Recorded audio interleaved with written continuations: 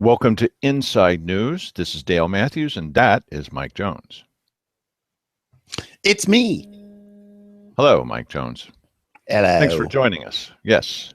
So thank you for joining us. So tonight's show is about what do you do when you see somebody that's being where the county commissioners are being rude to them or treating them unfairly. The government is in general. Do you do as Simon Hare does and just sort of sit there and be quiet and don't say anything as an elected representative? Do you step forward and say something? And what do you say? I mean, you bravely watch this show. You bravely vote. Occasionally, you may feel the need, however, to get up at a public meeting, me? And say something. Now, what if they start yelling at you? What if they stop you? What if you're not saying anything wrong? You haven't called them a name like Keith Heck does or anybody else. You just are saying something and they don't like it. And so they try to stop you. Well, one of the things you do is revert back to voting those kinds of people out of office, or at least watching this show. So brave. That's good. So so we thought what we'd do is talk a little bit tonight about what are your options, how do you do it, how do you maintain your composure, and how do you not just slink off and say, I'm sorry, I'll never do it again. Is that really what you want out of us? I don't think that's either one of us. So we're going to play some little cliplets from a video from 2 years ago, 2 years almost exactly. And Cheryl Walker had just taken over as the chairman of the board, which she has now done again. And I got up to talk about something at a meeting of the budget committee. No, it was a budget hearing for the supplemental budget only in front of the county commissioners. Please pardon me, it's 2 years ago. The quality of this video is awful. The sound is okay. And the video camera itself is being handheld, but it's not by me because I'm at the podium. So it's being handheld because this was one of Cheryl's brand new rules about you got to get far away from everybody and we don't want you to be able to hear or see or anything else. So it's pretty good given the circumstance. Mike? Be very careful if you decide to disagree with county commissioners.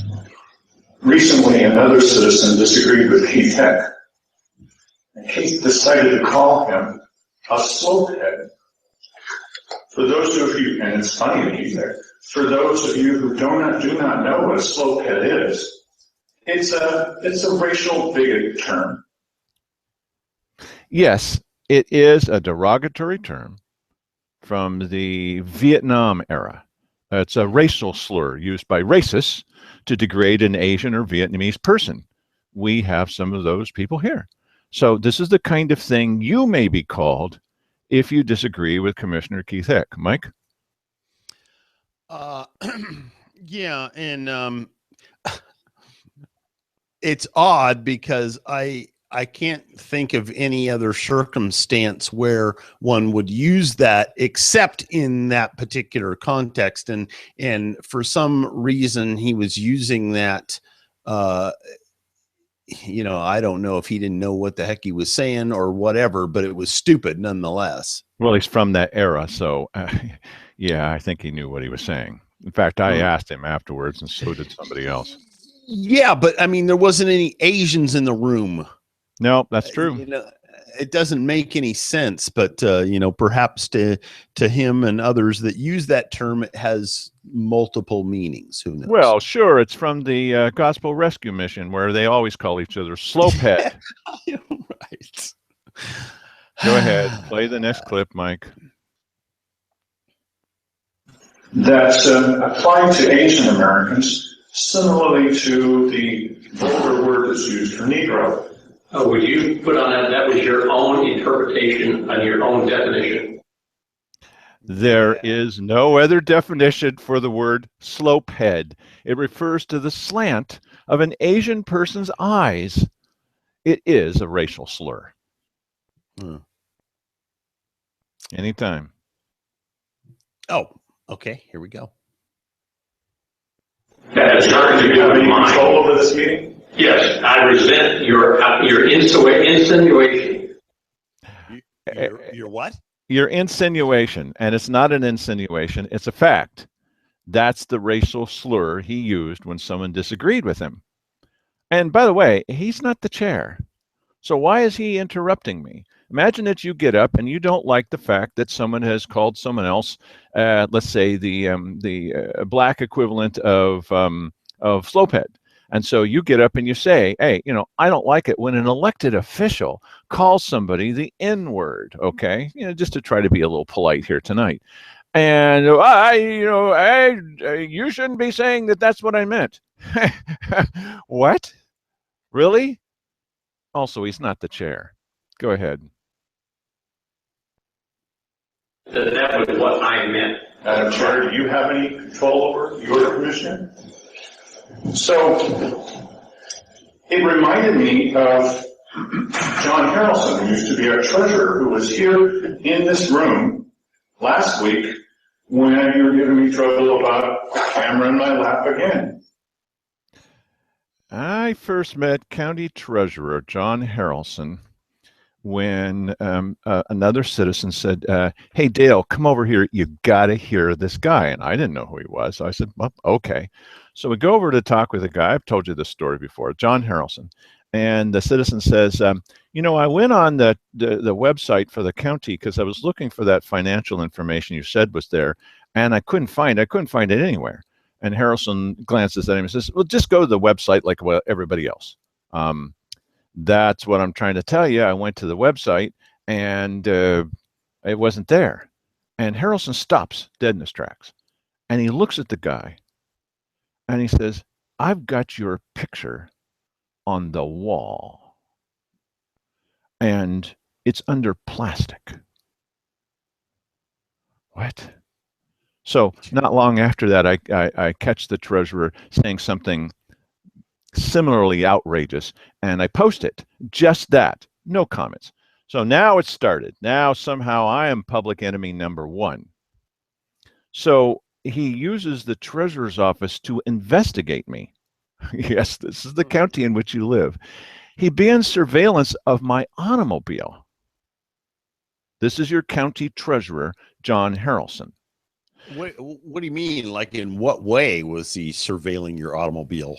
I would park it in front of the Ann Basker to go in, or in front of the courthouse, and John Harrelson would come out and be looking through the windows of the car to see what kind of stuff could be seen in there, and writing down the, really? This is a busy county treasurer? We caught him doing it. So I'd go to the little back room and set up the camera, and he would go and stand right in front of the camera during the meeting. And I'd say, Mr. Harrelson, you're in front of the camera. I know I'm in front of the camera, and everybody's looking up like, what the hell is this guy talking for? I know I'm in front of the camera. What are you going to do about it? This is an adult, okay? Or I'd be back there, and the only person in the audience, the three commissioners up front, and then John Harrelson, and then he would come and sit behind my chair. I'm the only other person. And he'd raise up his feet and start kicking the back of my chair. You're in my way. You're in my way. This is a grown man. That's John Harrelson. Yeah. What did you say about that? I'm sorry, Mike. That's terrible. That's bizarre. Very bizarre. Yeah. Sorry. And now it's me talking, but I would say what Mike's saying. How do you respond to that? Well, he's not around anymore, and that's a good thing.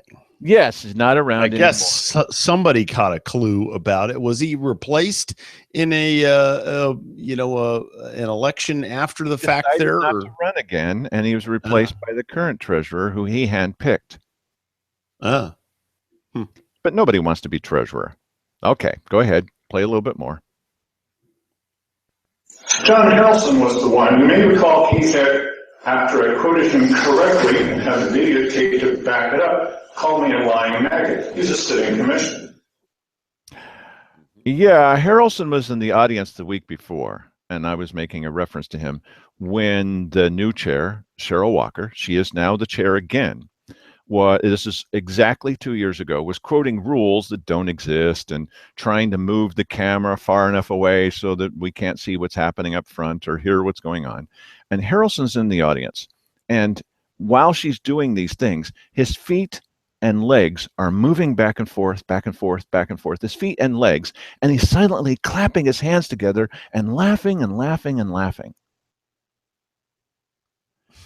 This is our county government. This is the county in which you live. This is one of the reasons why this site's called badcounty.com. Go ahead. Excuse me. You have something to talk about on the issue instead of talking about... On the issue, this is my issue. Thank you. We're at general comments. I said it wrong at the beginning. The next clip, the next set of clips is about the budget. This one is just comments, questions from the citizens, just general comments. You want to get up and talk about black helicopters? This is your time. So we've heard this recently. You've heard it, Mike, where Cheryl Walker has said, you're not on the issue. On the issue. There's no issue in general comments. There's no issue as defined by the government. What issue? Well, you weren't talking about what she wanted you to talk about, and apparently she didn't provide you with the memo before you got up to speak. That's what the problem was. The biggest problem, I'm not going to talk about what the government wants us to talk about. Who's the boss around here? You're not talking about the issue. What does that mean? Yeah, what is the issue? Right. During general comments from citizens? And you heard what Pat Bath said from the Democrat Party, Mike. Mm-hmm. Yes, I did. That what we ought to do is we ought to concentrate. Go ahead. You say it. Sorry. I don't want to do all the talking. Well, I can just paraphrase. I don't have a quote from her. I just remember her being there and, saying that we shouldn't be criticizing the commissioners at all because they're doing a fantastic job, even though Pat had never been there before and hasn't been there since. Cheryl Walker goes to the meetings and she tells them that she's doing a wonderful job, and then gets them all tuned up and says, come to the meeting and tell everybody. So they come to the meeting and say they're doing a wonderful job, especially Cheryl. Right. And that's one of the issues, apparently, because that's something the government wants you to talk about. What this show is about is, what do you do when you're saying something that is true? And it might not be certainly talking about such things about Keith Heck calling somebody a name is not a nice thing, but it also was, which is worse, him doing it or you saying that he shouldn't do it? Are you in the right when you stand up and say such things? You're technically correct. Yes, that's what he said. Is it okay with you as our audience for me to point it out? No, that's terrible. That's rude. Why is it more rude? It's like this Larry Graves character at the airport. He was saying, yeah, F you and F this and F that. And, well, I object to you using the word F. To using the word F? What do you think is worse, me using the word F or him using the real word? You're rude and disruptive. I'm rude and disruptive? You're holding us accountable, and this will not be tolerated. Yeah, I want that quote. Yeah, I think one of the silly things is that they constantly refer to us, as in people that don't agree with them, as taking over the meeting. If you have 5 people that make public comment, I say that's probably an average for maybe, an average meeting. You might have 5, sometimes less, sometimes a little bit more. It used to be just 1, but yes, now it's about 5. Right. So, okay. So you're still going to be talking about 15 minutes if everybody uses all of their 3 minutes. So where's the meeting taking over part of this whole deal? And let's say it's Dale and one other person. If they both use all of their 3 minutes, and a lot of people don't use all of their 3 minutes, then you got 6 minutes. Whoopee-doo. You know, out of an hour and a half, 2-hour meeting. Yeah, somewhere between 6 and 15. That's what the public comment's going to be, and that is it. The rest of the time, Dale's over there monitoring his camera and being perfectly silent. So it's no, it's just they don't like him to get up and be critical of government. See, all of these people, part of what they thought they were going to get in the job is worship, I guess, or adulation, or adoration. Oh, honorable chosen ones, we have chosen you to rule us. Yeah, they eat that stuff up, buddy. I really, every time I hear that, I don't want to believe that Rika believes that. Maybe she does. That's bothersome. She's been saying it for years. Yeah. We have chosen you to rule us. No, you're nothing but, you don't want to say nothing, but they are nothing but public servants. That's what they're supposed to be. We're not electing rulers. We're electing servants, our servants, public servants. They're not rulers. Well, if I was a commissioner and Rika got up and made that speech, I might be tempted to say, well, come on back here and shine my shoes then, because, they're a little scuffed up. No, I mean, she really needs a lecture from, a knowledgeable person on what country she's in and how it operates. And it clearly, not speaking criticisms that you have about government. That's not how this country works. It never has up to now. Listen, I understand that there's a lot of people that would like it to be that way, but it isn't. So get over it. Well, I bet she could go. You go to John Chambers' constitutional gathering every week, and you talk about the origins of the Constitution. What does it really mean? She'd probably do very, very well in such a class. No problem. I tend to think, yeah. But she doesn't understand. And we're not just about Rika, okay? It's about people in this county and other counties in the country in general. Is that? But where's the understanding of the basics behind it? The basics behind it is that you don't have to suck up to the power. When you stand up, they shouldn't have the right to tell you to shut up and sit down just because they don't like what you're saying. Especially if they're wrong, even if I'm wrong, which I wasn't.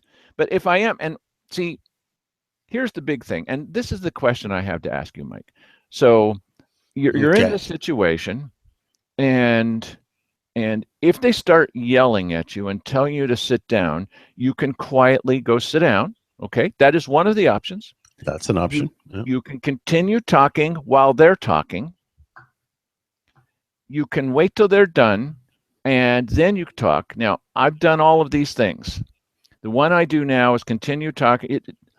I change up. I let them say a little bit, but I know, because I've seen it happen to others, I've never let it happen to me, that they'll use up your entire 3 minutes lecturing you during your 3 minutes time. I've seen them do it. And then the person has to sit down because they can eat, and then they'll keep talking after you sit down about you. Yes, isn't that nice? That was one of the things that blew my mind when I first got there, is that I came up, I had something to say, I said it, and then there's this long pause. Nobody says anything to you until they get to their protected time, and then they fire back a 5-minute soliloquy at you, and you have to wait until the next week to respond. What a ridiculous system this is. With the city council, you have to wait 2 weeks. Oh, boy. Man. And they say it when almost nobody is in the audience, because they have got these long meetings, really long meetings. And then, well, where is everybody? Well, how long have you been doing this? You know where they are. They went home. Yeah. And they're never going to see it except for this show.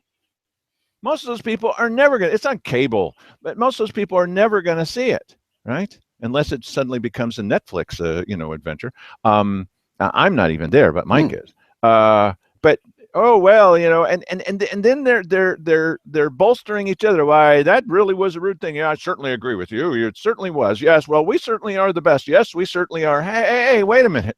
You're just talking to each other. Yeah. Yeah. Okay. That's goofy. So what do you do? See, because if you talk at the same time they're interrupting you. If you talk at the same time, then you both sound like you're arguing. Okay, even if you're just saying, "No, wait a minute, let me speak." No, blah, blah, no, wait a minute, let me speak. Blah, blah, blah. Well, since you're both talking at the same time in polite society, you're not supposed to do that. So if you stand up for yourself, saying, "Hey, wait a minute, I was talking here. This is my 3 minutes." No, it's not. This is a privilege that we give you, and we're doing it. What was the mayor said? We're doing this out of the goodness of our heart. No, was he said this is provided by me. He said himself as a what? A courtesy. A courtesy. Well, and if you're going to give me a courtesy, could you please be courteous about it? Don't stop me. So if you talk at the same time, like we try to not do, if you talk at the same time, then it sounds like you're argumentative. You're not argumentative. They're just talking on top of you. So what do you do, Mike? How do you not appear as if you're being so difficult to get along with that you won't even let them take up all your time? Yeah, that's the trick. I think that's where a little tact comes in. You want to disagree without being disagreeable. And I listen, I think that how you handled that situation there was probably about how you handled that, because you were up there in your 3 minutes. You said something that they didn't like. They interjected, and I think that you dealt with that in a way that probably anybody should if they're the one on the receiving end of that. And different people will differ on that based on what their worldview is, probably. Well, especially if you don't say anything to begin with. If somebody's wronged, I wasn't wronged. He didn't call me a slopehead. He called somebody else that. I don't like that. And so I stood up for somebody. And this is what I got. I don't want you to think that this happens all the time, but it happens enough of the time. And Cheryl Walker's now the new chair again. It happens enough of the time so that there's a possibility. And Rika is right on this, and she said this: if you do that kind of thing, then you're going to put a chilling effect on everybody else. That's right, because it could happen to you. So do we just put up with it? Do you stand up and say something? You don't want to be rude. You don't want to look like you're a jerk. You don't want to look like you're a lunatic, but they're stopping you from objecting to something which everybody should object to. Keithick should, in that particular instance, should be run out of town on the rail. And not literally, you know what I mean. I mean, to call somebody that's wrong. And you don't learn that at the Gospel Rescue Mission. You learn that because you've got a character flaw. Yeah, that's right. I think Keith's an interesting case because clearly, I mean, his persona is, I spent 50 years in the church, right?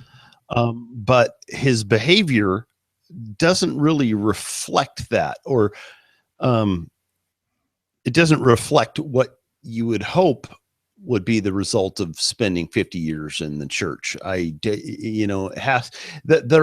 had to have been some other payoff there for him other than doing good or something, because there's a nasty and a mean, surly side of Keithick, no question. Well, I had conversations with a couple of people who were big Keithick supporters after this. They came up to me.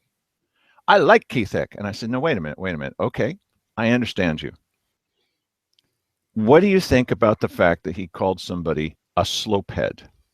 Well, he didn't do that. I said, well, wait a minute. Yes, he did. No, I don't believe that about my friend, but it's true. And he didn't deny it either, did he? Well, no. You stink. This is the best you can do, really?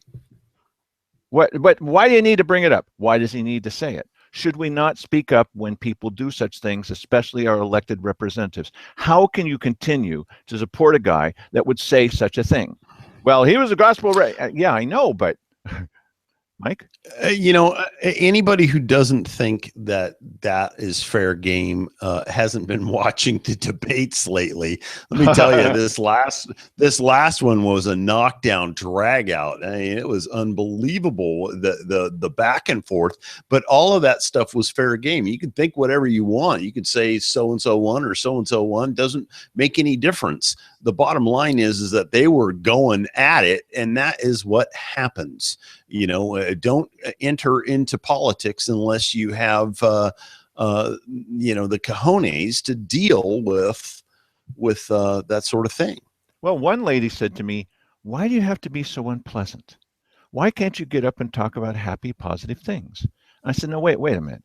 I'm the one that's unpleasant because I pointed out that he did this. He's an elected official. I'm not paid. He is. He's paid to call people a slopehead? Is that what you think about him? Is that what you think about your exalted leaders?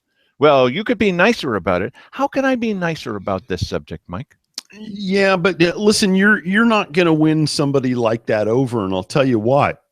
Because if you recall the situation that took place with Dale, and Judy Aarons came up, mentioned that there was porn in the library, and Dale, right after that meeting, went right over to the library, checked it out, found out, yes, it's true.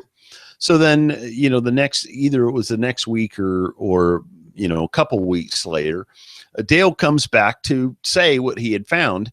And there was a bunch of people in the audience to ridicule him. And those people were set up by Cheryl Walker to come in there and defend her against, the allegations that Dale had made, because right after Judy Aarons had announced that there was porn could be found on the library computers, Cheryl Walker went to great lengths to say, "Listen, people, there is no porn on the library computers. You can't get porn on the library computers. This is an exaggeration. Silly citizen coming in here with that sort of allegation. Ridiculous." Well, so Dale proved it wrong, and he was ridiculed for it. Well, inside that culture, that was the hip thing to do. It was hip to be on the side that was laughing at Dale, because you're a pedophile. Why would you say such a thing? I'm a library contributor. Yes, of course. But see, that doesn't matter, because you pointed out something that now what they could have done, this really, they were worried about their reputation. So they were going to defend themselves against Dale Matthews' attack against them. What would have been better for them to do in that circumstance would be to say, Dale came over and pointed this thing out. I can see there's a weakness here in this situation. I want you to know that we're on top of this and we're going to deal with it. No, they didn't do that. What they wanted to do was kill the messenger. And they proceeded to try and destroy Dale. They tried to paint him as a pedophile. They tried to paint him as, some guy who's coming into the library to look at porn for the purpose of pleasuring himself at the library. This is stuff they actually said, and they were chuckling about it and saying, "Oh, well, people don't normally do that. That's icky." Well, this is the type of thing, and this was completely condoned by the board. Completely. It was encouraged by Cheryl. She was laughing along with him. And we had a problem on a Facebook site recently where there was a lady who came on and she just didn't like some report that I had done and playing a video, right? That's not to be tolerated. And she says, well, the problem with that Dale Matthews, and then she told their side of this, which is, I was there and I was pleasuring myself at the library and then coming back and reporting about that. And she was tossed off the Facebook site. I didn't know this until afterwards. She was tossed off the Facebook site by an administrator, an admin, who said, look, that's not true. I was there, and that's not what happened. And that lady to this day is telling people at other Facebook sites that I am Mr. Oppression for stepping on her constitutional rights and being a liar. Yeah. Yeah. Well, you know, I Wow. not surprised by anything anymore. I'm just not surprised by anything. So, well, let's play the next piece of video. It is a Maybe you'll little be shocking. surprised. I'm sorry, Mike. Go ahead. Oh, Go ahead. okay. No, what's shocking? Please tell us what's shocking. This next piece of video. Okay. So, Mr. Matthews, What issue? because people are not here that you are attacking. Oh, Yes. that's the problem. Some people are not. here.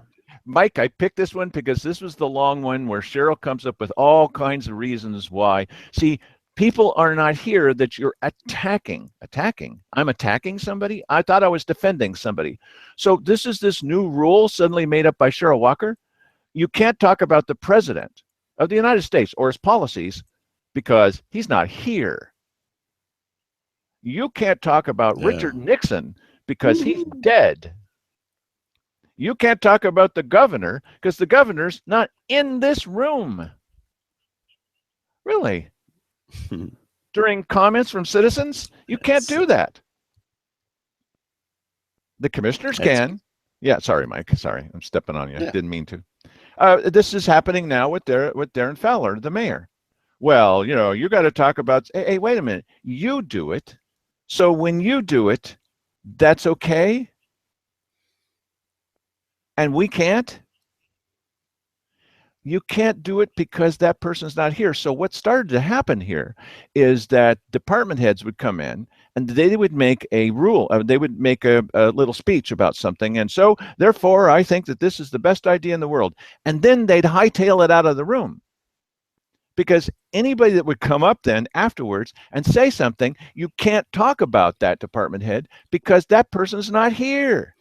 Well, and you know what? Keith Heck started to institute that rule toward the end of 2015. There, Yes. if you recall, he you know, he was saying, "Well, that person's not here, and you're not going to attack that person when they're not here." It's like, you know, if the function of government is not something that the citizens can critique, then what is the point of us being there? Why don't you just, you know, record yourself on video saying what your proclamation is for that day. And, you know, we won't have to be bothered with coming down there because our comments are not allowed. It's an odd way of doing business. And, you know, listen, I get that every week you're going to be there and, you know, you're opening yourself up to criticism, but, you know, just thicken your skin up a little bit and deal with it. It's not that big a deal. Really isn't. Okay, next piece of tape. Reciting a litany of grievances with past county employees or past people who have done something in the context of their job is so non-productive. Yeah, it's non-productive. I never did get a chance to recite a litany. A litany, I never got past a few words. And they were defined as non-productive by my own government. Now, but think about this new rule. All comments must meet Cheryl Walker's definition of productive. Productive. Yeah, that is pretty widely subjective there. I mean, you could come up with a million different ways of, and if you liked somebody, you could say anything that they said was productive. And you didn't like somebody, you could say that anything that they said was non-productive. That's just silly. Non-productive. This is not just Cheryl Walker. This started with Simon Hare before these guys were even in office. Simon Hare. And it's definitely been said by Keith Heck a number of times. Not just exactly the same words, but the idea is that you're not saying something that, would you get with the program? You've heard him say this, Mike has. Get with the program. You're not being positive. You're not being helpful by pointing out that they're doing these bad things. You're non-productive, and that's why they must stop you. Yeah, we used to have somebody that fairly regularly came in, and we haven't seen this person in a long time. I can't even remember who it is. Some gal used to come in and say that we weren't being positive, and somehow that was bad. Um, you know, I guess we should have fought the revolution by saying, I love your red coat, but can I make a suggestion about the buttons? It would look better with holes in it, and we'll help provide those holes. Yes. No, that kind of thing, listen, sometimes it's very positive to point out something that is negative, Wow. like, Okay. yes, Well, I listen, like that. for instance, your shirt is on fire. Would you prefer that I didn't tell you? Well, it's not very productive to tell me that.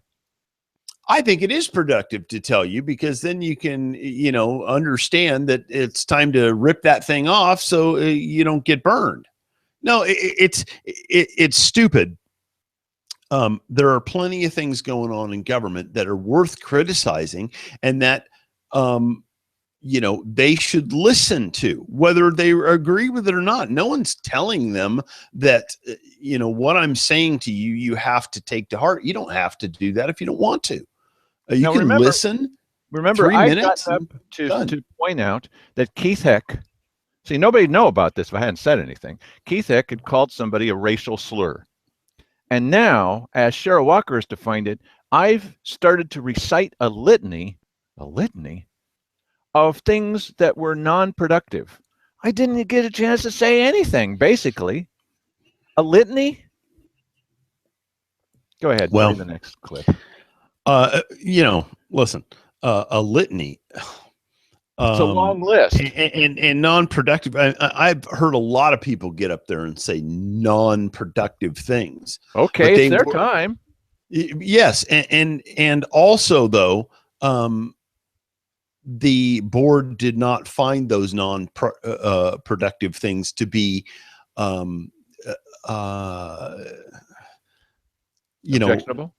Yes, objectionable. That's the word I'm looking for.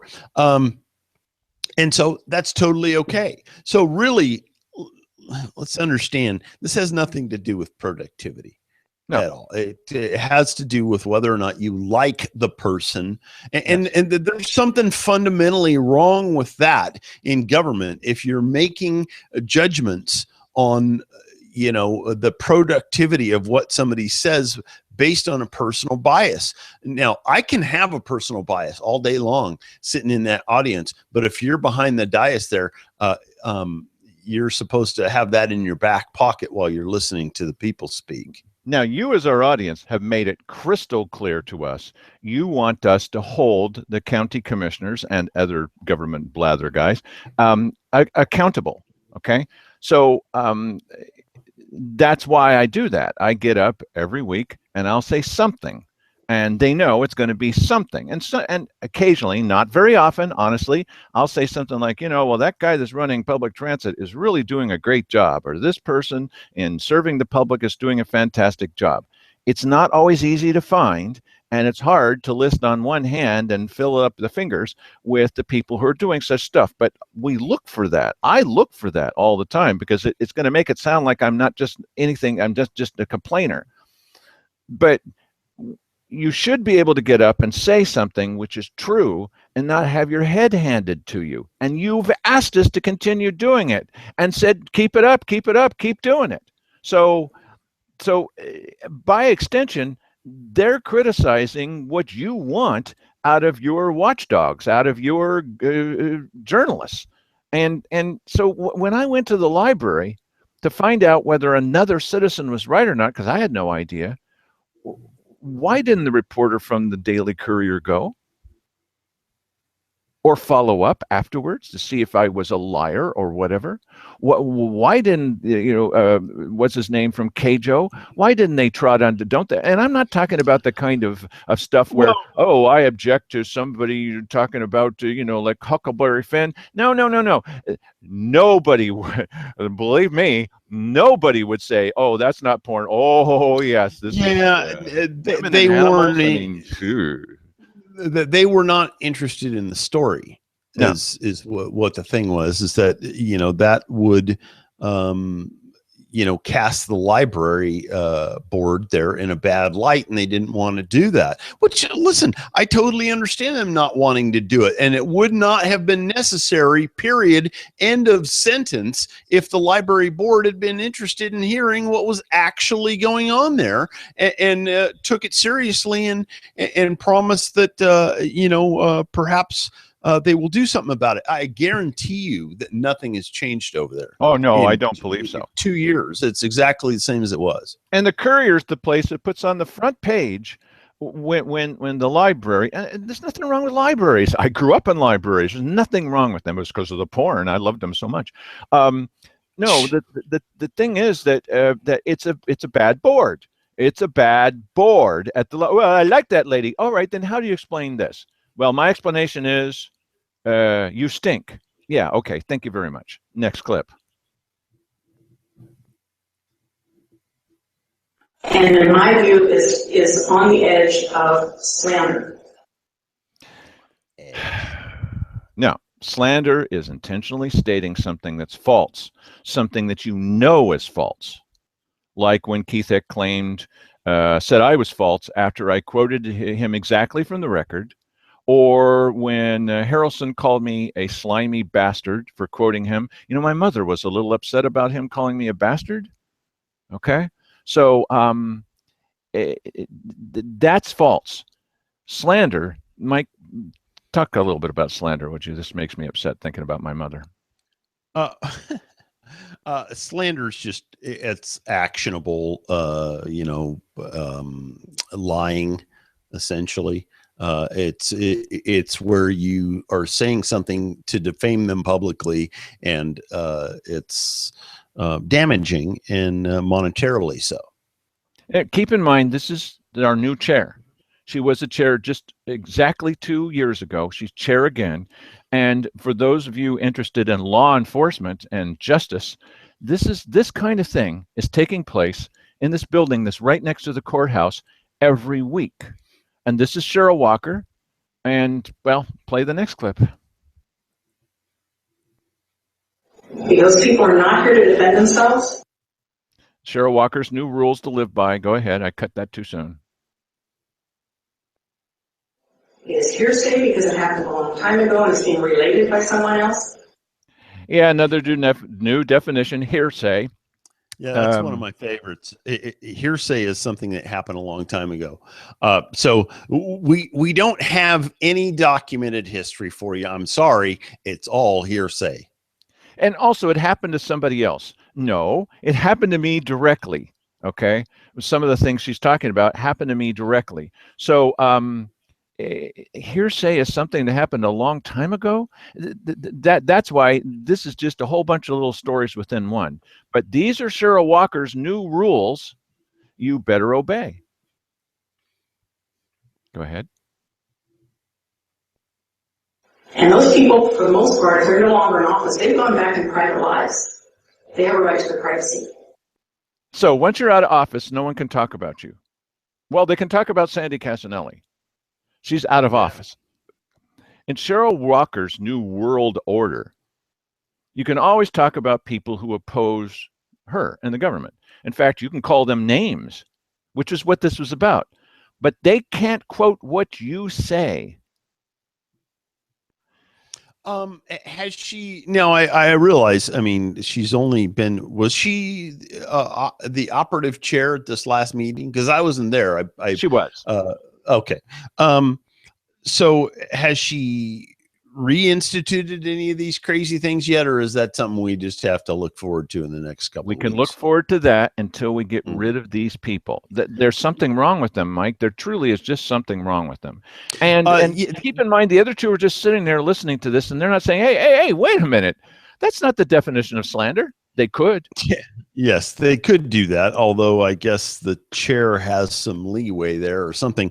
No, this is an interesting thing because every year, right after the first of the year, it almost seems as though everybody who takes the chair position feels as though they must crack down. And, I'm going to have these rules and by God, you're going to follow them. And I remember in the beginning of 2015, Keith was a little hard-edged there for a while, and then they mellow out after a while when they find out what works and what bounces back and hits them in the face. And Cheryl's already had that experience, though, so I would expect that maybe this year she'll be a little bit more buffered on it. It remains to be seen.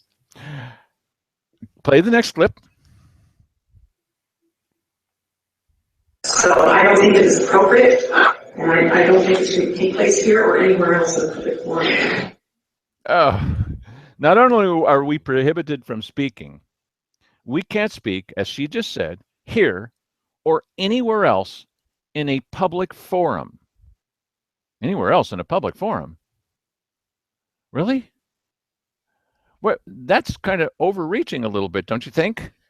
Yeah, it's what happens when people are drunk on executive power. They think they can write an executive order, and you can't say anything at any public meeting. Now, watch what Cheryl Walker has to say about people who state their opinion on their own issues, and that's why we say there's a problem. It's called the big lie. Mike? I've not stopped anyone from using cameras. I've not stopped anyone from stating their opinions on their issues. So that's the end of the clips, but let's go back over this. I've not stopped anyone from stating their opinions on their issues, except for the first time, the second time, the third time, the fourth time. They're always stopping us, or during certain meetings, they just get all upset. And if you try to defend someone else, then they try to stop you, or they laugh at you, or they call you names. And then she sums up the meeting by saying, and I've not stopped anyone from using their cameras or from saying things. They were interrupting me. Of course they were stopping me. What in the world? No. Nope. Mike? You just don't have any good arguments, so you're saying nope. Oh, yeah, like the mayor said. Okay, so what's the summary of all this? Mike Jones, and then if you don't say it all, then I will try. Okay. The summary is essentially that, and probably no matter where you are, this is what you're going to face if you're going to be a dissident. I like that's a good word because it makes you sound like you're somebody who objects to the government when you're in Russia. and that's kind of like, these people that come in, they exercise their power there for a little while and try to get their way. And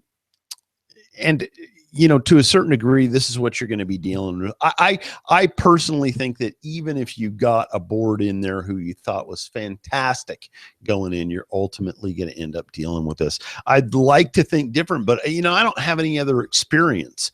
Maybe somewhere in Wyoming, there's, a good set of commissioners that, are kind and respectful and let everybody say what they want to say. And they say, thank you very much with a smile on their face when you're done, no matter what you've said. Haven't experienced it here yet, though. You can never get there from here if your attitude is, that you've elected these people to rule you. If you've elected these people to be servants, merely servants, temporary servants at that, public servants, then they shouldn't be up on this lofty area above the audience.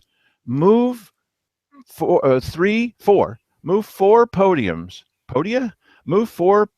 down to the level of the people. Well, then you can't see them. Of course you can see them. When I'm standing at the podium, can you see my head? At least my head. Of course you can see them. And you turn them around so they're facing the audience. And then when you come up to say something, you are facing the audience too. And when somebody from a department head comes up, it's not with his back to you. You're the rulers. You're the people in charge. You turn it around so that, it's sort of facing them, but also facing you. And then you should get a chance to ask your servants questions like, well, I'm concerned about this speeding area in my neighborhood. What are you going to do about it? And they answer you. They don't call you a name because you've asked that. When you say there's a problem, they don't say, oh, that's not true, boy, stupid people, they're just slopeheads. No, you don't talk like that. You're servants, nothing more than servants, and paid handsomely for it too. Yeah, you know what? Our county commissioners, the place where they sit is a little higher than the people in the audience, but the city council, that is ridiculously high. It is like way up there. And, I don't know, but I'm just going to have to assume that sitting over there makes you feel, like you're better than all those people. Don't speak down to the people, level. right? And have the citizens right here and the commissioners are here. And you're saying, well, what have you done about that thing? This is you speaking. What have you done about that thing about the speed zone in our area? The children are in danger. And then, by gosh, these servants better answer you. And you start off every meeting with you asked questions a couple of days ago. We didn't have the immediate answer. Here's the department head coming up to tell you. And the department head comes up and faces you and tells you, not them. Who are they? They're just servants. Face the boss and say, boss, here's what I found out. We've been screwing up. And so we're not going to screw up anymore. Well, good luck with that, but that would be nice. It'd be a start. Stop this thing of you're the exalted, honored ones. No. This is not America. We need, if you got the attitude that you're the imperial rulers, nothing is going to turn out all right. Well, that's my opinion, and I hope that you found that this broadcast turned out all right.